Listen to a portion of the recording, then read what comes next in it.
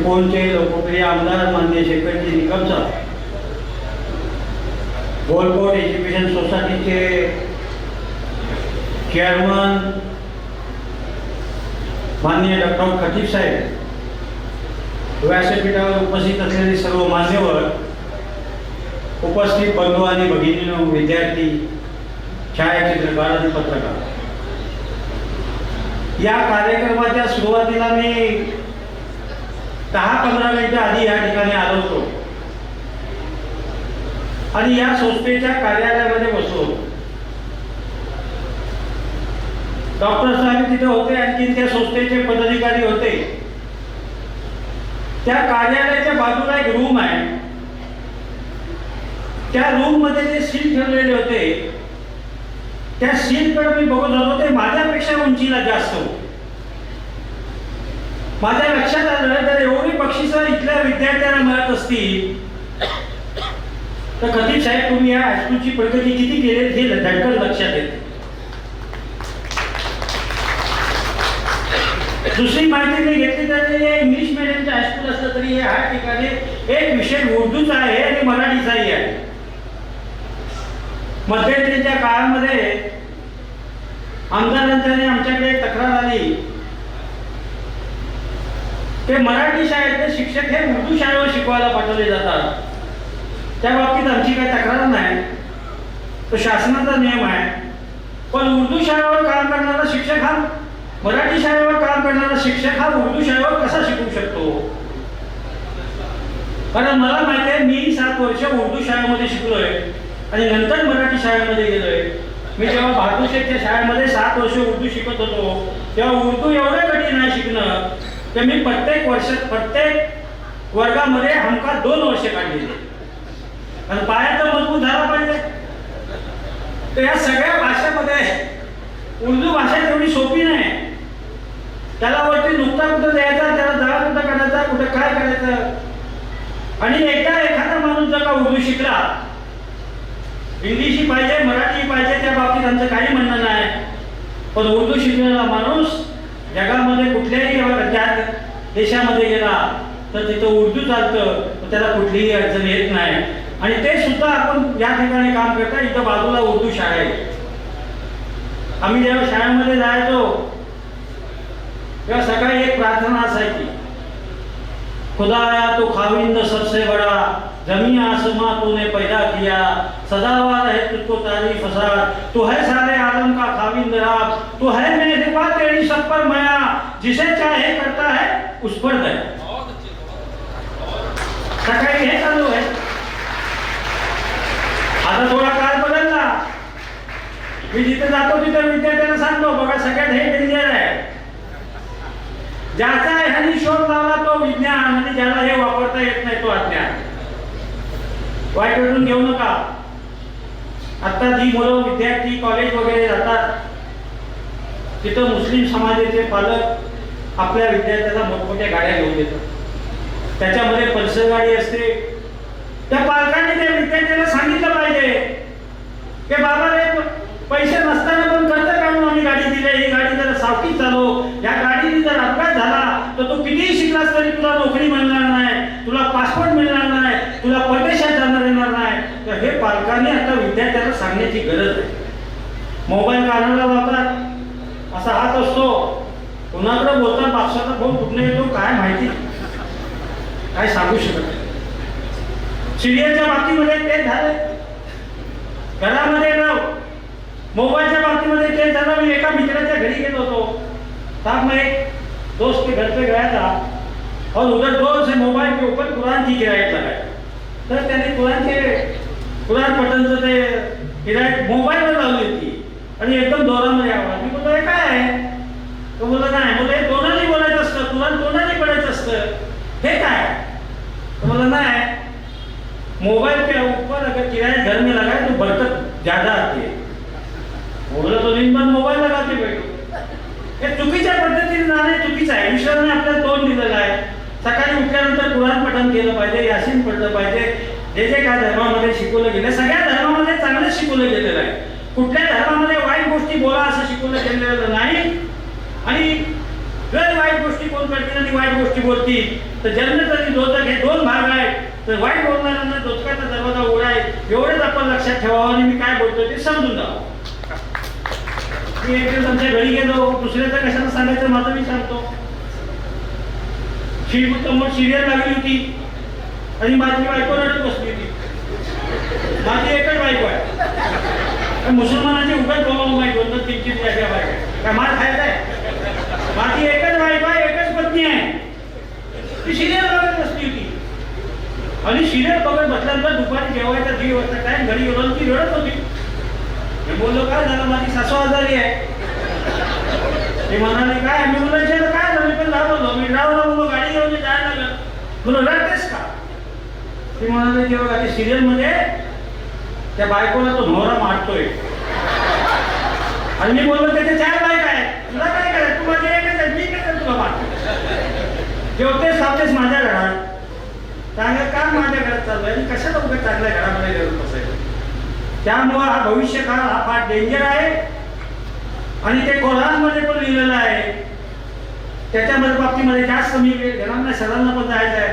आणि म्हणून भविष्यामध्ये जर आपल्या मुलाला सुधारायचे असेल तर चांगल्या पद्धतीने त्यांना दिशा दिली पाहिजे. अतिशय चांगला कार्यक्रम खतीब साहेब, तुम्ही चेअरमनात बोलल्यानंतर प्रश्नच येत नाही. आता तुम्ही सरांना फोटो दिला, त्या सरांच्या फोटोवर त्यांच्या आईचा फोटो आहे. सर्वांनी एकच लक्षात ठेवलं पाहिजे, आपली आई जर जन्माला आली नसती तर आपणही जन्माला आलो नसतो. ही गोष्ट ज्याने लक्षात ठेवली तो भविष्यामध्ये पुढे जातो. आमच्या काही मित्राला विचारतो, आई कुठे आहे, वहिनी कुठे आहेत, त्यांना म्हणा वृद्धाश्रमामध्ये. का तुला भीक लागली का? वृद्धाश्रमामध्ये कशासाठी पाठवायचं? आपली परिस्थिती आहे, आपण सुधारलं पाहिजे. ज्या आई वडिलांनी आपल्याला जन्म दिलाय ते जन्म दिला पाहिजे.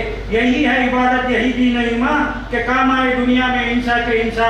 खुदा रहम करता नहीं बशर पर, करो मेहरबानी तुम्हारे जमीन पर, खुदा मेहरबान होगा अर्शे भरी. एक विचार दिला, मला एक विचार दिला नाही. आपला जेवढा गौरव करावा तेवढा कमी आहे. हे खतीब सर ज्यांनी कोरोनामध्ये एवढं काम केले. इथे एक मद्रसा आहे, त्या मद्रसेमध्ये आम्ही पेशंटला काहीतरी बघायला आलो होतो आणि माझ्या पत्नीलाही कोरोना झाला. पण आमचा खतीब साहेबांवर विश्वास असल्यामुळे मी अजिबात घाबरलो. फक्त अल्लाची दुआ केली की खतीब साहेबांनीच माझ्या बायकोला तपासू दे, माझ्या पेशंटला तपासू. ती सनसनीत झाली. त्यामुळं त्यांनी कोरोनामध्ये या मुस्लिम समाजातल्या इतर समाजातल्या लोकांनी केलं, चांगल्या पद्धतीने तुम्ही काम केलं. आता मला एक फुलाचा गुच्छा तुम्ही दिला, त्याच्यामध्ये 25 गुलाबाची फुलं आहेत. त्याच्यात एक गुलाबाचं फुल काढलं मी आणि वास घेऊन बघितला तर एवढा चांगला सुगंध आहे. पण काय कार्यक्रमामध्ये आम्ही गेलो की आम्हाला प्लास्टिकचे गुच्छे देतात. त्या एका प्लास्टिकच्या गुच्छाला मी वास घ्यायला गेलो, त्याच्यात होता ढेकून तो माझ्या गेला नकार. त्यामुळे प्लास्टिक वापरू नका. आता इथं तुमचं याचं उद्घाटन झालं पाण्याचं, ते एक लक्षात ठेवा. यापुढे जगामध्ये जर कुठलं युद्ध होईल तर ते पाण्यासाठीच होईल आणि म्हणून पाणी आपल्याला जपून वापरलं पाहिजे. आज सर तुम्ही 4-5 भूमिपूजन केला, 2-3 उद्घाटनं केली. मी तुमच्या वतीने त्या ठिकाणी सांगू शकतो, आज 3 उद्घाटनं 3 भूमिपूजन केली. पुढच्या 5 वर्षामध्ये 5 उद्घाटन 5 भूमिपूजन करतील. त्याची जबाबदारी आम्ही घेतो आणि माझ्या दोषाचं पूर्ण होतं. जय हिंद, जय महाराज. मैंने कहा जो अपने अल्फाज और बातों से जाने जाते हैं और चाहत से फतह करते हैं लोगों के दिलों को. शौकत साहब चाहत से फतह करते हैं लोगों के दिलों को. ये ऐसी सिकंदर है जो लश्कर नहीं रखते. मोहतरम शौकत मुकद्दम साहब, वाकई जैसे आपको मैंने कहा था वैसे ही अल्हम्दुलिल्लाह आपने अपना बर्ताव किया. हम दुआ करते हैं अल्लाह आपको बहुत तरक्की दे. एक हमारे और जो हमको ताउन देते रहते हैं शिरकत सर के माध्यम से, कामली सर आए हुए यहाँ पर, मैं उनको बुलाना चाहूँगा डॉक्टर साहब के हाथों, उनका भी एजाज होगा. प्लीज मांडे सर आप आगे जा. हमारे सारे कामों में हमेशा हमको ताउन देते रहते हैं, उनमें एक हमारे काम मोहतरम हाज़िरीन, ये हमारे कामली सर हैं जो हमेशा से सोसाइटी के लिए यही एक फिक्र रखता है, यही एक फिक्र रखता है, यही एहसास रखता है, हमेशा नर्म लहजे में वो अपनी बात रखता है. डॉक्टर सिराजुद्दीन चौगले साहब को मैं मदू करता हूँ कि तशरीफ लाए और अपने ख्याल का इजहार करें. अस्सलाम वालेकुम रहमतुल्लाहि व बरकातुहू. नमस्कार. मंच पर बैठे हुए सदारत करते हुए बेग साहब, चिपलून के एमएलए निगम साहब, खैरुल इस्लाम हायर एजुकेशन सोसाइटी के प्रेसिडेंट मोहम्मद अहमद खान साहब,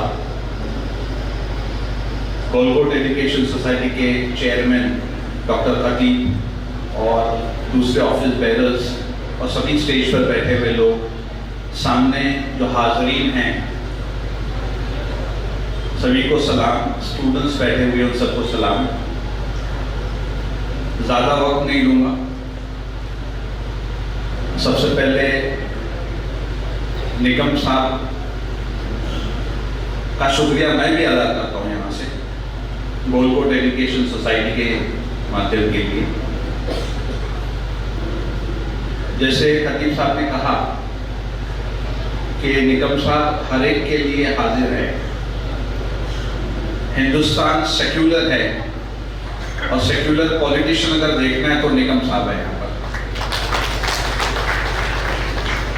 और यही हिंदुस्तान की तरक्की है कि हमारे पॉलिटिशियन अगर सेक्युलर हो जाए और हर एक का साथ देने शुरू करें तो हिंदुस्तान आगे बढ़ेगा, ये यकीन है। गोलकोट एजुकेशन सोसाइटी के साथ मेरा भी नाता कई सालों से जुड़ा हुआ है। 30 साल यहाँ पर है ऑलरेडी। 25 साल हुए थे तब भी मैं आया था सेलिब्रेशन में। ये सोसाइटी आगे बढ़ते रहेगी इंशाअल्लाह, और दुआ है कि सोसाइटी आगे बढ़ते रहे। और क्योंकि एजुकेशन टाउन में होना चाहिए, हायर एजुकेशन होना चाहिए, इसलिए बढ़ते रहनी चाहिए। खैरुल इस्लाम हायर एजुकेशन सोसाइटी जो महाराष्ट्र कॉलेज चलाती है, उसके सदर भी यहाँ बैठे हुए, वो भी आपसे बातचीत करेंगे। हम भी कोशिश करते हैं कि तरक्की हमारे माइनॉरिटीज़ की, मुस्लिम समाज की और इतर समाज की चलते रहे, उसके बगैर कुछ नहीं होता। हमने एक छोटा सा ताउन यहाँ किया कि हम दरखास्त आई थी चेयरमैन साहब की तरफ से, सेक्रेटरी के साहब की तरफ से कि आप सबको पानी बांट रहे, हमको भी बांटिए। तो मैंने बोला जो आप बोलिए हम करते हैं, कोशिश करते हैं। तो उन्होंने कहा कि 2 वाटर कूलर चाहिए। तो महाराष्ट्र कॉलेज के जितने भी अलग अलग स्टूडेंट्स हैं, हमारे एल्यूमनीज हैं, हमारे दोस्त हैं, खैरखा हैं, ये सब मिलकर तकरीबन पिछले 2 साल के अंदर 35 से ज़्यादा बोरवेल कोकण के इलाके में, हिंगोली में, परभणी में, जालना में, पंढरपुर में और स्कूलों में हम कोशिश करते हुए इस किस्म से काम जब शुरू किया था तो उसे सोचा था 1 बोरवेल हम बनाएंगे, लेकिन अभी हमने तकरीबन 35 से ज़्यादा वाटर प्रोजेक्ट्स किए हैं। और उसी तहत ये जो वाटर प्रोजेक्ट था, जो स्कूल को वाटर कूलर देने का, वो भी उसी में शामिल है। और तकरीबन समझ लीजिए कि 60 लाख रुपए इकट्ठा किए, मैंने नहीं किए, मेरे सभी स्टूडेंट्स, मेरे सभी एल्यूमनीज, मेरे बहुत सारे पेरेंट्स, सब लोग मिलकर करते हैं। ये काम मिलकर करना चाहिए। ये जब मिलकर होता है ना तो आगे बढ़ता है। हम तो एक ही बनाने के लिए चले, अब तक 4 बना चुके हैं। तो ये सिलसिला चलते रहना चाहिए। और जब तक हमारे स्टूडेंट्स को हम ये नहीं सिखाते कि पढ़ाई तो अहम है लेकिन सोसाइटी भी उतनी अहम है और सोसाइटी को हमको वापस देना चाहिए। We have to give back to the society. ये सीखना पड़ेगा, सिखाना पड़ेगा। बस यही एक कोशिश करते रहता हूँ। फिर से मैं शुक्रिया अदा करता हूँ गोलकोट एजुकेशन सोसाइटी की कि उन्होंने हमको यहाँ बुलाया और इज्जत दी। अस्सलाम वालेकुम।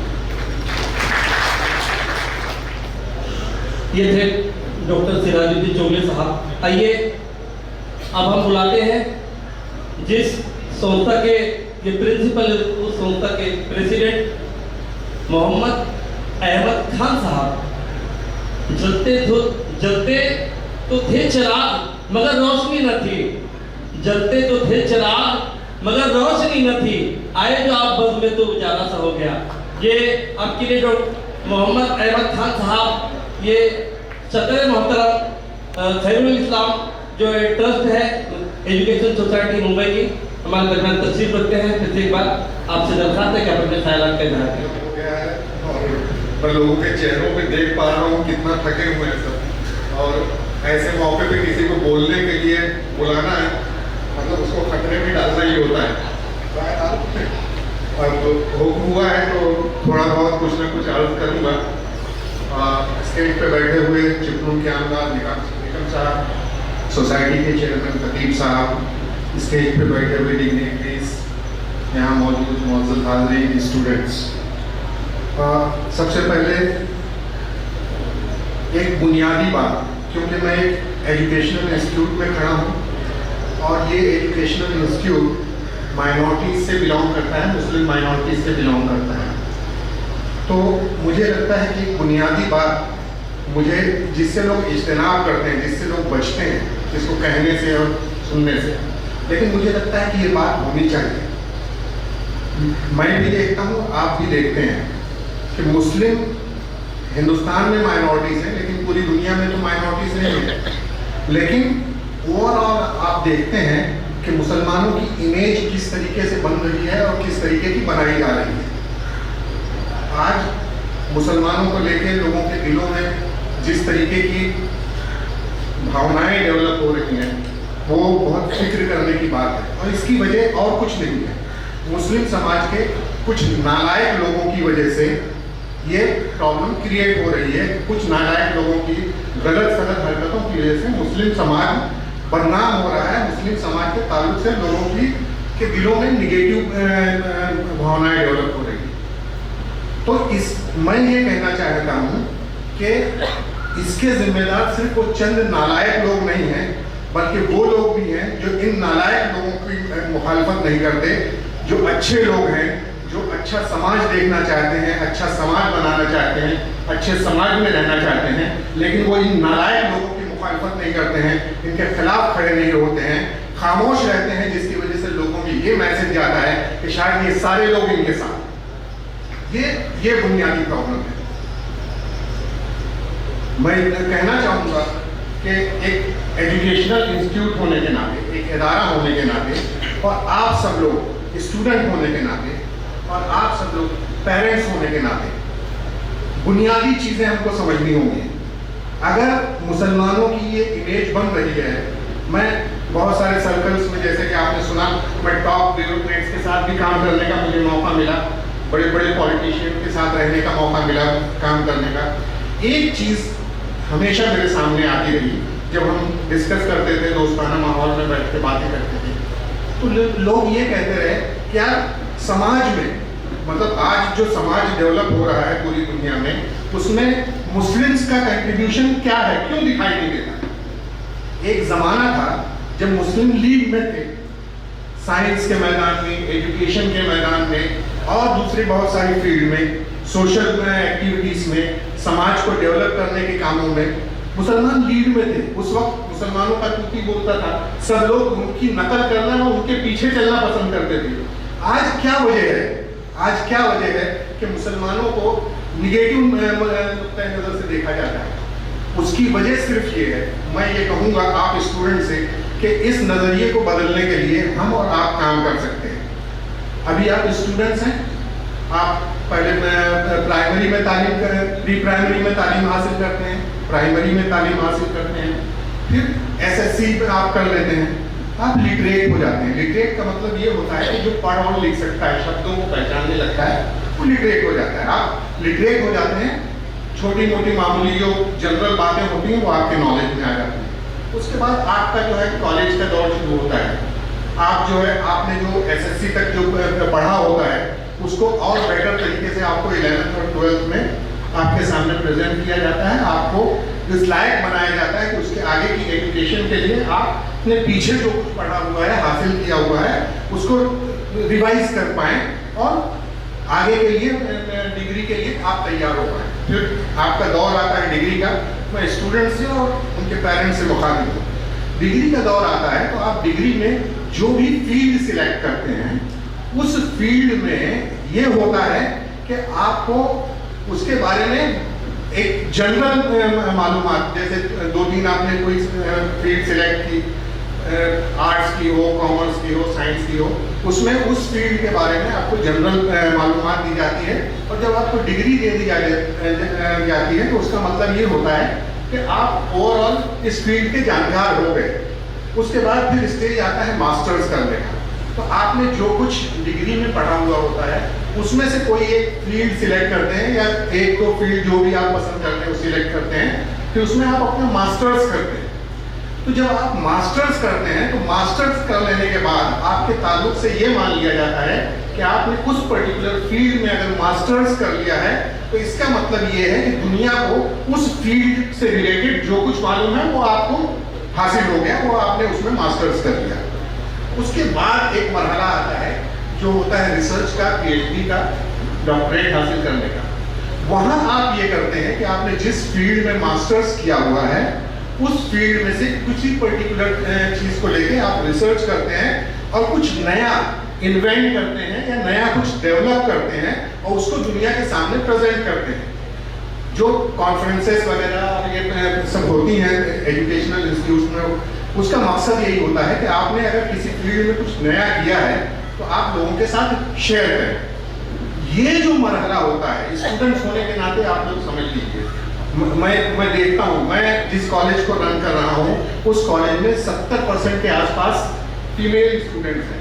और मेरे यहाँ बहुत बड़ी प्रॉब्लम ये होती है, बहुत ब्राइट स्टूडेंट मेरे पास मैथ्स में गोल्ड मेडलिस्ट, फिजिक्स में गोल्ड मेडलिस्ट, साइंस में गोल्ड मेडलिस्ट लड़कियाँ स्टूडेंट। और उसके बाद जब हम उनको प्रमोट करते हैं कि भाई आगे बढ़ो इसमें, तो उनके पेरेंट्स मुझे इनकी शादी करनी है, मुझे ये करना है, ये तो आगे पढ़ नहीं पाएगी, आगे कुछ कर नहीं पाएगी, फिर इससे शादी कौन करेगा, इसकी उम्र नहीं करता। दुनिया भर की इस तरीके की चीज़ें पेरेंट्स हमारे पास लेके आते हैं। प्रिंसिपल साहब मौजूद हैं यहाँ, उनको किस तरीके से स्ट्रगल करना पड़ता है ऐसे शानदार स्टूडेंट्स को आगे बढ़ाने के लिए और उनकी फील्ड आगे डेवलप करने के लिए। मैं आप लोगों से ये कहूँगा, यहाँ गर्ल्स स्टूडेंट्स बहुत बैठी हैं, बॉयज़ भी हैं, उनके पेरेंट्स भी हैं, मैं ये कहूँगा कि आपका बच्चा जिस फील्ड में इंटरेस्ट रखता हो, जिसमें आप एक स्टेज के बाद आप महसूस कर लेते हैं कि ये इस लाइन के लिए सुटेबल है, उस लाइन में वो जो बेस्ट कर सकता है उसमें आप जो है उसको कतई ज़बरदस्ती किसी और लाइन की तरफ मत ढकेलिए। उसका जो इंटरेस्ट है आपको वही उसको करने दीजिए एजुकेशन की फील्ड में। और जब वो उस लायक आप उसको महसूस करिए कि ये इस लायक है कि इस फील्ड में आगे कुछ कर सकता है, नुमाया काम कर सकता है, तो आप उसको प्रमोट करिए, आगे बढ़ाइए।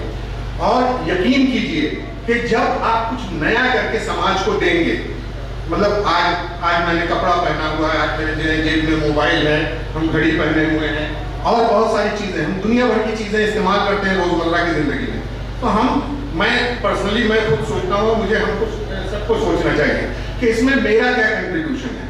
मतलब हमने इंसानों की ज़िंदगी जो इतनी आसान हो गई है, इंसानों की ज़िंदगी समाज को इस लायक बनाने में, इतनी आसान ज़िंदगी फराहम करने में, इतनी सिक्योर लाइफ फराहम करने में हमारा क्या रोल है, उसमें हमने क्या पार्टिसिपेट किया है। तो जब ये पार्टिसिपेशन आपकी तरफ से शुरू हो जाएगा, आप कुछ नुमाया काम अंजाम देने लगेंगे, आपके किए हुए काम लोगों के सामने आने लगेंगे, समाज में आपका कंट्रीब्यूशन दिखने लगेगा। तो ये जो गंदे लोगों ने निगेटिविटी फैला रखी है आपके और हमारे ताल्लुक से, वो निगेटिविटी अपने आप खत्म होना शुरू हो जाएगी और लोग आपके ताल्लुक से, हमारे ताल्लुक से पॉजिटिव फील करना शुरू कर देंगे। तो मैं ये कहूँगा कि जो हमारा एजुकेशन सिस्टम है, हमको उस एजुकेशन सिस्टम को सिर्फ इस नज़रिए से नहीं देखना चाहिए कि हम कैसे ग्रो कर सकते हैं। उसके एक कदम आगे बढ़ के हमको ये देखना चाहिए और सोचना चाहिए कि हमारी ग्रोथ के साथ हम इस समाज को, इस मुल्क को, इस दुनिया को क्या कंट्रीब्यूट कर सकते हैं, इस समाज को क्या दे सकते हैं। और जब आप ये देना शुरू कर देंगे, जैसे कि आपके बाप दादे पूर्वज किया करते थे, जिस जमाने में मुसलमानों की बड़ी इज्जत और बड़ी शोहरत हुआ करती थी, वो यही काम किया करते थे, तब उनकी वो इज्जत और शोहरत और मकाम हासिल था। तो वो मकाम, वो इज्जत और शोहरत और आपको वो एक पॉजिटिव रिस्पांस लोगों के दरमियान में, समाज में, तब आपको मिलना शुरू होगा जब आपका कंट्रीब्यूशन समाज में दिखने लगेगा। तो आपको समाज सोचना है, मतलब वो आप जो है वो कोई इलाका सोचेंगे, आप कोई ज़बान सोचेंगे, आप कोई मखसूस रेस नस्ल सोचेंगे, आप कोई कलर सोचेंगे, ये सब छोड़ दीजिए, बंद कर दीजिए। भी एक ह्यूमन होने के नाते, इंसान होने के नाते, इंसान की जिंदगी को बेहतर बनाने में आपका क्या कंट्रीब्यूशन होता है, वो कंट्रीब्यूशन आप क्या कर सकते हैं वो खुद तय करें और उस गोल को हासिल करने की कोशिश करें। हर स्टूडेंट का यही हमें आगे बढ़ के यही कोशिश करनी चाहिए। तो ये स्टूडेंट्स के लिए, उनके पेरेंट्स के लिए मेरा एक पैगाम था।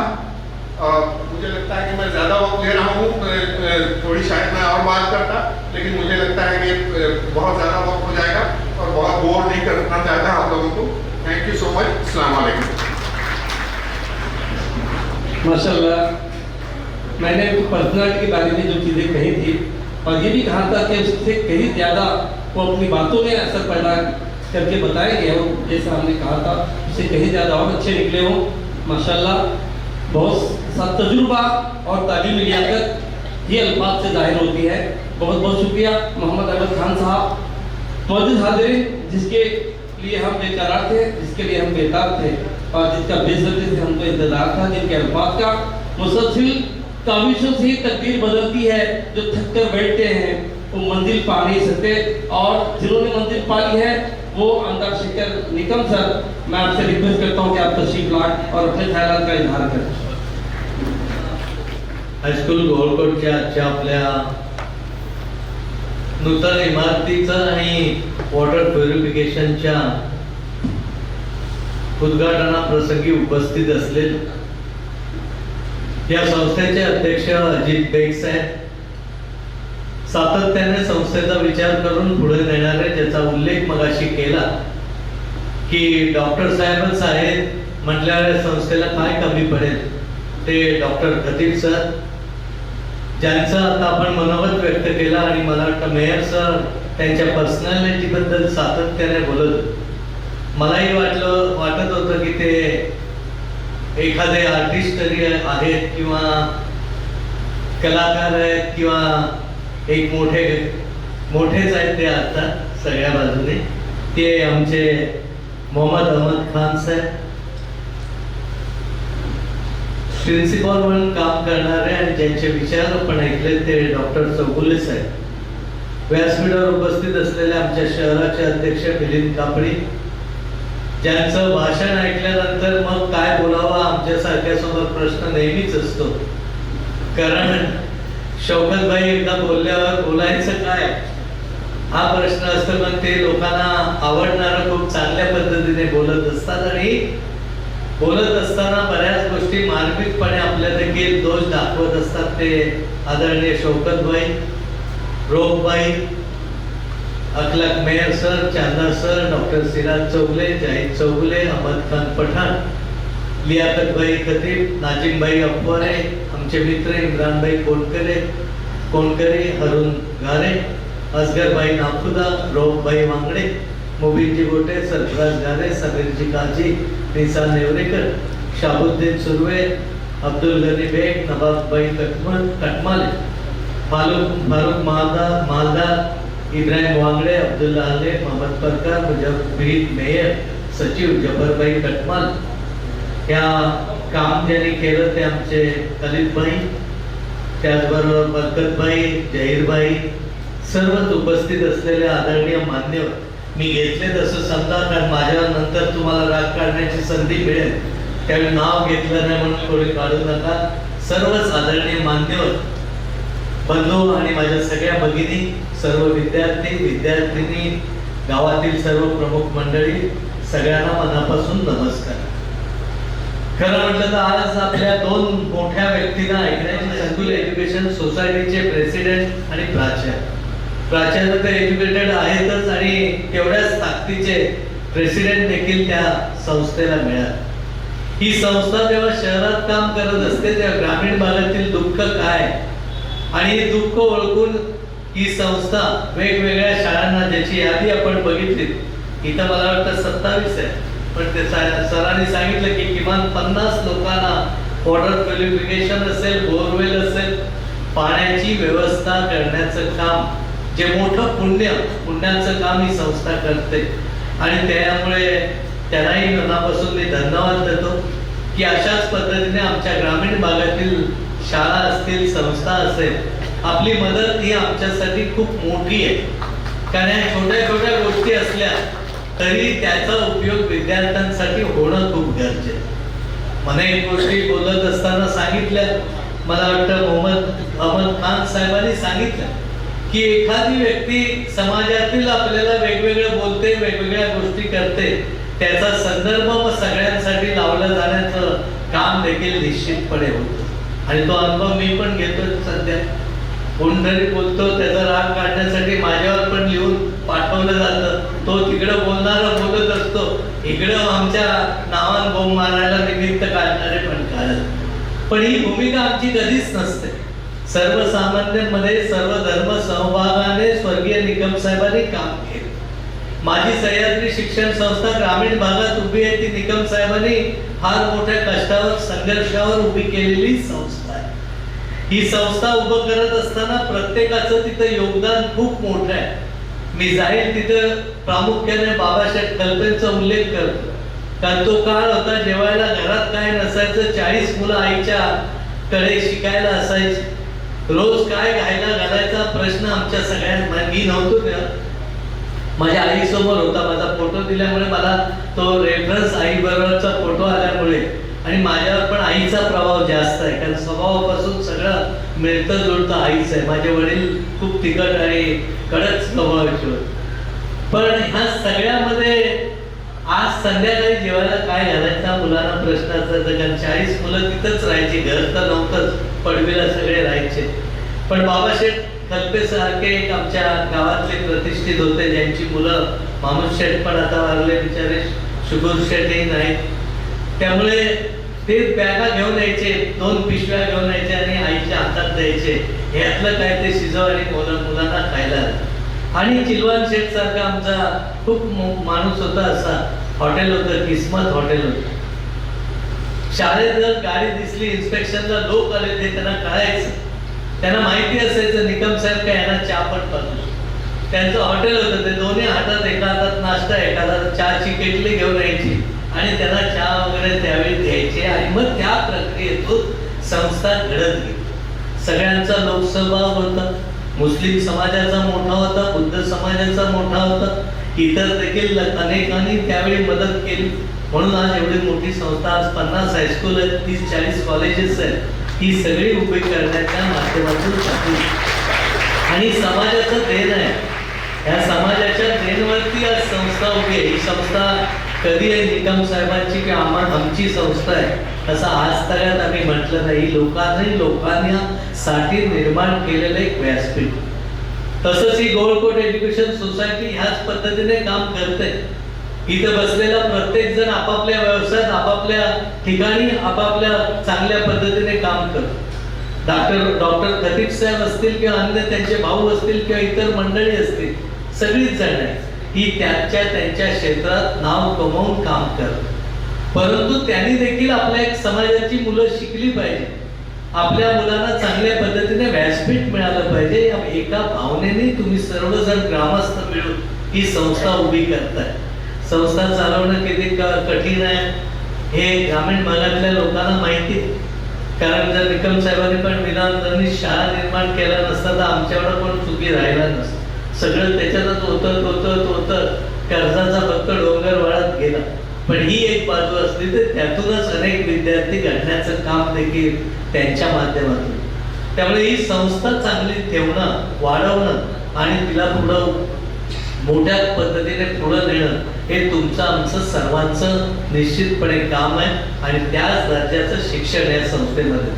आज मला अतिशय आनंद आहे, आपल्या समाजाच्या अनेक ठिकाणी आज संस्था चालतात. रोगबाई चालवतात, आमचे नाजिमबाई चालवतात. काल परवा बक्षीस देताना बऱ्यापैकी अली पब्लिक स्कूलच्या 3 मुलांना बक्षीस देण्याची संधी त्या माध्यमातून मिळाली. म्हणजे आज आपला समाज देखील खूप चांगल्या पद्धतीने एज्युकेशन क्षेत्रामध्ये बदलतो. मी जर सकाळी फार्मसी कॉलेजमध्ये माझ्या वडिलांचं स्मारक आहे, मी नेहमीच जातो, तिथं नमस्कार करायला जातो. किमान 40-50 मुली बी फार्म एम फार्मला ज्यावेळी सामाजिक आपल्या दिसतात त्यावेळी कुठेतरी समाजातला बदल एज्युकेशनच्या बाबतीत खूप मोठ्या पद्धतीने झपाट्याने बदलतो. आज समाजातली मुली खूप चांगल्या पद्धतीने शिकतात. मी काही इथे राजकीय बोलणार नाही, परंतु ह्या सरकारचं पण मी अभिनंदन यासाठीच करेन की आज प्रत्येक मुलीला मोफत शिक्षणाचा एक हक्क तुम्हाला आणि आम्हाला दिलाय. आज MBBS असू दे नाही तर अन्य व्यावसायिक ठिकाणी असू, ज्याचा उल्लेख मोहम्मदभाईंनी केला की मुली ज्या हुशार आहेत, ज्या तेवढ्या ताकदीच्या आहेत, त्यांची लग्न लावून देण्याचा पालकाचं बऱ्याचशा वेळी धोरण असतं. आज मुलीला गरज नाही, पालक नाही म्हटलं तरी तुम्ही शिकू शकता. तुम्ही म्हणायचं मला शिकायचंय, फी भरते शासन, निर्वाह भत्ता मिळेल आणि काही अनवन लाईफ मध्ये जरी आपण गेलो ते आपलं शिक्षण एम आपण पुरं करायचंय हा ध्यास घेऊन जर तुम्ही काम केलं तर मुलींना आज काही कमी पडणार नाही. आज आपल्या समाजातल्या अनेक मुली डॉक्टर आहेत. रोगबाईची तर मुलगी मला वाटतं अमेरिकेतच ना, तिकडे तिला गोल्ड मेडल मिळालं, तिथं तिला अवॉर्ड मिळाला. म्हणजे हा एक आपल्यासाठी खूप मोठं चांगलं लक्षण आहे. त्यामध्ये आपण भाग देऊन पुढं काम करत राहिलं पाहिजे. शेवटी शिक्षणच कायमस्वरूपी राहणार. आज मी आमदार आहे, उद्या काय काय माहित नसतं कोणाला. परिस्थिती मी आज पैसेवाला असेल, उद्या माझं काय होणार आहे मला माहित नाही. कितीतरी आपण व्यापारी बघितलेत, आपल्या शहरातले पण बघितलेत, एकेकाळी 4-4 गाड्या घेऊन फिरणारे होते. आज परिस्थिती काय ही बघितली. पण जर तुम्ही शिकलेला असाल, तुमच्याकडे बुद्धिमत्ता असेल, तुमच्याकडे शिक्षणाचा एक मोठा पाया असेल तर आयुष्याला तो तुम्हाला कायमस्वरूपी टिकणार आहे. तो पण तुमच्याकडून हिरावून घेणार नाही किंवा ओरबडून घेणार नाही. तो तुमचा मजबूत पाया असेल. पण हे सगळं करायचं झालं तर मुलांनी ठरवलं पाहिजे, आपण मेहनत केली पाहिजे, हार्डवर्क केलं पाहिजे. कष्टाला सन्मान देण्याचं काम आपण तुम्ही आम्ही मुलांनी केलं पाहिजे. या विद्यार्थी दशेत तुम्ही जर कष्ट केलं, मेहनत केली तर खऱ्या अर्थाने पुढे तुम्ही चांगल्या पद्धतीत जाणार. मी नेहमी सांगतो की हा काळ असा आहे की ह्यामध्ये गाढवासारखं हार्डवर्क करा, काम करा, तर तुम्ही पुढे राजासारखे जगणार. आणि आज विद्यार्थी काळात तुम्ही जर राजासारखे जायला तर तुम्ही कोणासारखे जगणार आहे त्याचाही विचार करणं विद्यार्थ्यांनी गरजेचं आहे. आणि म्हणून आपल्यातले जे गुण आहेत त्याला संधी द्यायचे, आपल्यातले जे दोष आहेत ते कसे काढता येतील याचा विचार आपण प्रत्येकाने केला पाहिजे. बरेच जण आपल्यातले दोष आहेत त्याचा कधी विचारच करत. हे आपल्यात कमी आहे, हे आपण सुधारलं पाहिजे. हे ज्यावेळी ठरवतो त्यावेळी आपल्याला बऱ्याच गोष्टी सहज साध्य होतात. मीच परिपूर्ण आहे म्हटलं तर काय आपल्याला शक्य नसतं. जसं एक गोष्ट आहे की नवरा बायको दोघं असतात, चांगल्या सदन कुटुंबातले असतात. मला वाटत नाही आपल्यापैकी कोणाला संधी नवरा आणि बायको एकत्र घेऊन चहा प्यायची संधी मिळत असेल. कारण नवरा सांगणार चहा दे, नाश्ता करेल, स्वतः बायको केले की नाही नाश्ता कधीच विचारणार नाही. इथलं नाही सांगत, पण मी आमच्याकडचं सांगतो, हे विचारणारे असते. पण असे दोघं नवरा बायको रोज चहा पित असतात, सकाळची चहा रोज एकत्र पित असते. आता बायका म्हटलं की असं म्हणणार नाही, परत त्याच्यावरनं टीका होऊ शकते.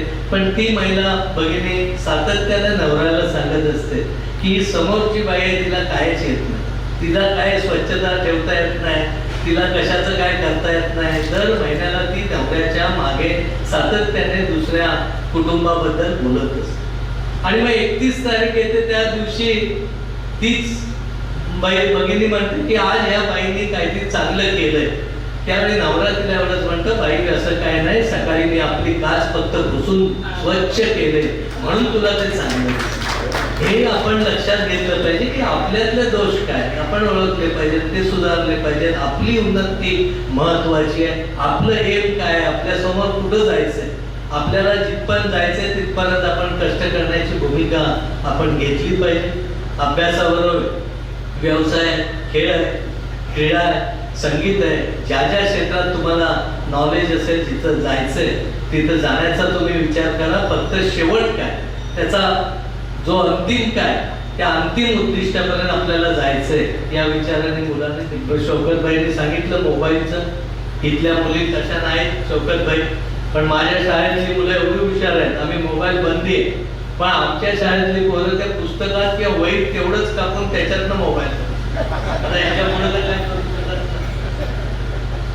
पालकांबद्दल सांगायचं झालं तर आजकाल पालक एवढे नाजूक झाले की काय करायचं आणि कसं सांगायचं इथल्याच नाही सांगत. पण आमच्याकडे परवा एका शिक्षकाने टिबल सीट जात होता म्हणून एक फटका फक्त दिला. आणि त्याची आई जी माझ्याकडे भांडायला आली की माझ्या पोराचं काय झालं असतं आमचा मी बघितली. हात लावणारा आम्ही आतापर्यंत कधी हात लावलाय नाही, तर हा हात लावणारा कोण? आता पुढे काय बोलू शकत नाही, ह्याच्या पुढे काय बोलायचं? मी संस्था चालवतोय, माझ्याकडे अनेक मुली आज वसतिगृहात आहेत. सगळ्या आया मला फोन करतात, ते फक्त गरम पाणी नाही किंवा जेवणात मीठ कमी जास्त आहे. एखाद्या शिक्षकाने शिकवलं नाही, कमी शिकवलं, लवकर तास सोडला, लवकर आम्हाला घरी सोडलं, हे सांगणारा आज एकही पालक नाही. म्हणजे पालक पण आज नाजूक झाले. एक पालक तर असा भांडायला आला आमच्याजवळ, 2च फक्त बियर खाल्ल्यानंतर झालं काय, तुम्हाला काय अडचण? आता काय याच्या पुढे सांग, आपल्याला सुद्धा मर्यादा येतात. त्यामुळे पहिलं कसं होतं, पहिलं शाळेत मार खाल्ला आणि घरात आपण सांगितलं तर घरात पण आपला पुढचा भाग शिल्लक ठेवत नव्हते. ही वस्तुस्थिती होती आपली. आज पण थोडं पालकांनी समजून घेतलं पाहिजे. शिक्षक शिकवतात, काही एक असतो, जसं साहेबांनी सांगितलं, एखादा नालायक असतो म्हणून सगळे शिक्षक तसे असतात असं नाही. एखाद्याने चुकी केली म्हणून आपण सगळ्यांना जर त्याच्यात गोवलं तर तशा पद्धतीने आपण चालणार नाही. आपल्याला खूप काम करणं गरजेचं आहे. विशेषतः या शाळांमध्ये दर्जा आणि गुणवत्ता या 2 गोष्टींना आपल्याला अतिशय अनन्यसाधारण महत्त्व द्यायचं आहे. कारण शेवटी आपली स्पर्धा या गौरगडची स्पर्धा ना कालुस्त्याच्या शाळेशी ना चिपळूणच्या शाळेत. आता जग बदललं. आज इंटरनेट असेल, फेसबुक असेल, इतर माध्यमातून, डिजिटल माध्यमातून स्पर्धा जगाशी आहे. त्यामुळे आपल्याला जगाच्या स्पर्धेत जायचं असेल तर आपली गुणवत्ता, आपला दर्जा आणि आपल्या शिक्षकांचाही दर्जा. आज शिक्षकांना अनेक वेळा पूर्वी 10-20 वर्षापूर्वी शिकलेला शिक्षक त्या काळातलं शिकलेलं आहे, पण आजची मुलं गुगलवर त्याच्या पुढचं शिकलेले. त्यामुळे शिक्षकांनी सातत्याने अपग्रेड होणं, त्यांनी त्यांचा दर्जा देखील सातत्याने बदलत झालेलं जग. आपण शिकायचो त्यावेळेचं वेगळं होतं. आताची मुलं एवढी फास्ट ॲडव्हान्स आहेत की मला वाटतं, माझीच एक घटना सांगतो. माझे वडील बॉम्बे हॉस्पिटलला होते साधारण 2001 ची, म्हणजे फार पूर्वीची पण नाही. 2001 ला मी तेव्हा MSc झालं कामात सगळ्या होतो. आणि मग निकम साहेबांकडे एक मोबाईल होता, राज्य बँकेचे अध्यक्ष होते म्हणून बँकेने मोबाईल. तो मोबाईल वाजला रे वाजला की मी आमचा प्राचार्य आम्ही बाहेर पडून जायचो, घ्यायचा कसाच नाही. आता तर 1 वर्षाच्या पोराला 6 महिन्याच्या मुलाला आई रडायला लागला की पहिला मोबाईल हातात देते आणि तो पहिला शांत राहतो, पण शांत राहता आईलाही बरा वेळ मिळतो. ही परिस्थिती आहे. त्यामुळे जग पुढे गेलं, मुलं फास्ट झाले, मुलं ऍडव्हान्स झाले. त्यांच्यापर्यंत टिकायचं असेल तर शिक्षकांनी तेवढीच मेहनत घेऊन आपण अपडेट होण्याकडे पण जास्तीचा लक्ष दिला पाहिजे. आणि मला वाटतं तो निश्चितपणे या संस्थेमध्ये देतात. इथला प्रत्येक माणूस शाळेसाठी झटणार आहे, तो झटतो. त्या पद्धतीने पुढे देखील शाळा खूप चांगल्या पद्धतीने जाईल हा देखील विश्वास व्यक्त करतो. मगाशी मला फीत कापायला सांगत होते, मी म्हटलं शाळा खोली अपूर्ण आहे, खालचा आहे, वरचा आहे, अजून त्याच्या वरचा आहे. डॉक्टर खत्रीप सर 3 मजले होतील ते आम्ही नक्की फीत कापू आणि 3 मजले पूर्ण करायला ज्या वेळी माझी मदत लागेल त्यावेळी येत्या नजीकच्या काळात आपण निश्चितपणे करू. हा देखील आजच्या दिवशी शब्द देतो. 2रा मजल्याचं काम कराल त्यावेळी हे सगळे शासकीय बोलतो, पण 2ऱ्या मजल्याचं काम कराल त्यावेळी त्या मजल्याला स्टील 1 टन तरी कमीत कमी, कारण खतीब साहेबांकडून तुमच्या घ्यायचंय. त्यांना जादा बोललं तर त्यांना टेन्शन येणार, हे उधारीत देणार नाही, पुढच्या वर्षी कधीतरी पैसे देणार. त्यामुळे त्यांचा विचार करून मी कमीच सांगतो. त्यांनी मला दिला तर मग प्रश्न नाही. त्यामुळे गमतीचा भाग सोडा, ते निश्चितपणे ती आपण पूर्ण करण्याचा प्रयत्न करू. आणि पुढच्या टप्प्यात ज्यावेळी कोरोना भूकंपमधून मला देता येतील त्यावेळी सगळ्या बिल्डिंगचा आराखडा आपण चांगल्या पद्धतीने करण्याचा प्रामाणिकपणे प्रयत्न. कारण शेवटी मी वेगवेगळ्या शाळा, कालुस्ते शाळा असेल, बुरादपूर असेल, इतर शाळा असेल, आमची कडवईची शाळा असेल, आमची कसब्याची शाळा असेल, या सगळ्या शाळांना कुठून नका, शाळांना कोण पैसे देणार, शाळांना पैसे देऊन काय मतं मिळत नाही. त्यामुळे जनरली वाढी वेगळा भाग असतो. त्यामुळे ह्या शाळा डोक्यासमोर ठेवून जेवढं त्या ह्याच्यामध्ये ऍडजस्ट करता येईल. आता सावर्ड्याची पण शाळा मला वाटतं आपली आहे की मला माहित नाही, तुमचीच आहे. 16 लाख रुपये आपण आता एका खोलीसाठी आपले, तुमची बिल्डिंग खूप मोठी आहे त्यामुळे काय म्हटलं एवढं काय, पण निदान एखाद्या खोलीचा तरी आपल्याला त्यातला करता आला, त्या दृष्टीने प्रयत्न आपण निश्चितपणे करू. आज मला बोलवलं, खूप मोठ्या पद्धतीने आपण स्वागत केलं. एवढं ढोलबिल ताशा आणून स्वागत, तसं मी कार्यक्रमाला यायला घाबरतच येत होतो, कोण जमतंय का नाही जमतंय. कारण पण इथं आल्यानंतर ज्या उत्स्फूर्तपणे केलं, त्यातून एक वेगळी दिशा आणि ऊर्जा तुमच्या सगळ्यांच्या माध्यमातून निश्चितपणे मला मिळाली. इथून पुढच्या काळात देखील ही संस्था, ही शाळा आणि हे सगळ्या शैक्षणिक संकुलाच्या निमित्ताने ज्यावेळी माझी गरज लागेल त्यावेळी मी तुमच्या संस्थेचा एक सदस्य या नात्याने किंवा हितचिंतक या नात्याने तुमच्या सगळ्या ॲक्टिव्हिटीमध्ये मी सोबत असेल. डॉक्टर साहेब बोलले ग्राउंड चर्च, आपल्याला याबाबत एक सविस्तर कधीतरी बसून तो आपल्याला काही कोण विकत देण्यापेक्षा 99 वर्षाचा करार किंवा अन्य काही माध्यमातून कशा पद्धतीने प्रस्ताव देता येईल. कारण अजितदादांसारखा नेतृत्व असल्यामुळे जे न होणारं पण आहे ते साध्य करून दाखवणारा दादा आहे. बाकीचे काही वादविवाद असतील ते वेगळे, पण ह्या कामाला निश्चितपणे त्यांचा आपल्याला उपयोग होईल, जेणेकरून या ग्राउंड शेवटी शाळेला असणं महत्त्वाचं.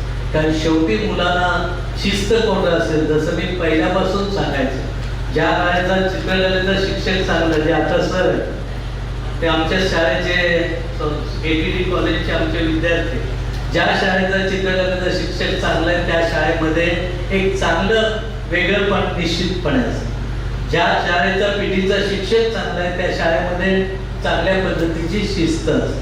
आणि ज्या शाळेमध्ये कार्यानुभवचा शिक्षक आहे त्यामध्ये मुलांना काम करण्याची एक चांगली दिशा मिळते. दुर्दैवाने आता हे सगळे शिक्षक शाळांना कमी कमी होत चालले, त्यामुळे अडचणी खूप आहे. पण आपल्याला त्या अडचणीचा भाव न करता त्याच्यावर मात करून आपल्याला आपला विकास आणि आपल्या मुलांचं एक चांगल्या पद्धतीने पुढे नेण्याचं काम या सगळ्या माध्यमातून आपण करूया. मी पुन्हा एकदा संस्थेला मनापासून धन्यवाद देतो की मी आणि माझ्यावर आलेल्या सगळ्यांचा आपण अतिशय चांगल्या पद्धतीने आदर सत्कार केला. इथून पुढच्या काळात देखील सातत्याने ही संधी मिळावी यासाठी मी निश्चित प्रयत्न करेन, एवढंच सांगतो. आणि मग सगळ्यांना मनापासून शुभेच्छा देतो. जाफरभाई सारखे म्हणतात मी कागद दिला त्याचं काय झालं, ते मेन रोड ते घर रस्ता आणि अंगणवाडी आपण कुठचोक मधून नक्की घेऊ, एवढा शब्द देतो आणि थांबतो. जय हिंद, जय महाराष्ट्र. धन्यवाद.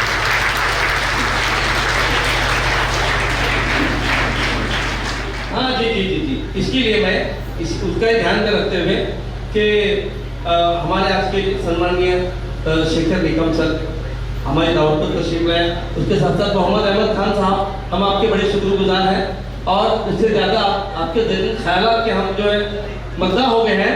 अल्हम्दुलिल्लाह डॉक्टर सिराजुद्दीन चोगले साहब उनके साथ आए हुए दिलावर भाई और हमारे रिजवी साहब, और फिर एक लंबी कतार हमारे प्यारे इमरान कोनगिरी साहब रहेंगे, सबीर कादी, ये हमारे बैसाख की हैं, सपोर्टर हैं, मिलिंद काफरी साहब, डॉक्टर मोहम्मद शफी चांदा साहब और खालिद बशीर नागोदकर साहब, नादिम भाई अफवानी साहब, रूप वांगड़े सर और हमारे शौकत भाई, इसके अलावा हमारे प्रेसिडेंट अब्दुल बेग साहब, ये सारे लोग डॉक्टर साहब और आए हुए सारी बहुत अहम शख्सियात.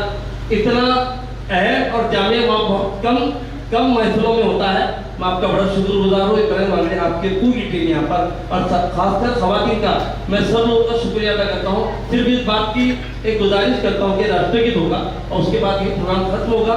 अधिनायक जय हे भारत भाग्य विधाता, पंजाब सिंध गुजरात मराठा द्राविड़ उत्कल गंगा, विंध्य हिमाचल यमुना गंगा उच्चल जलधि तरंगा, तव शुभ नामे जागे